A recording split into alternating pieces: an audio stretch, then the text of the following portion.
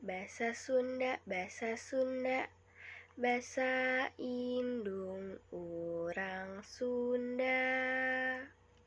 Sapopoe kadeh lali, sasauran basa Sunda, ka ibu jeung ka bapa, ka lanceuk jeung ka adi. Sing terapti bade hare budi. Basa Sunda, basa indung urang Sunda.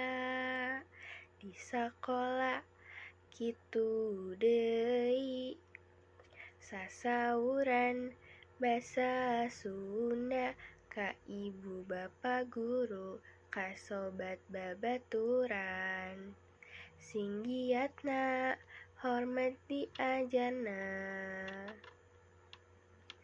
Diajar basa Sunda, titenan dina kamusna, ka koran jeung majalah, sing ngarti ulah salah. Resep temen maca buku Sunda. Diajar basa Sunda,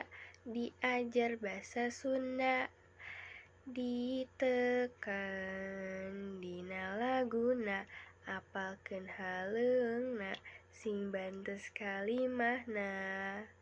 Resep temen ngawih lagu Sunda.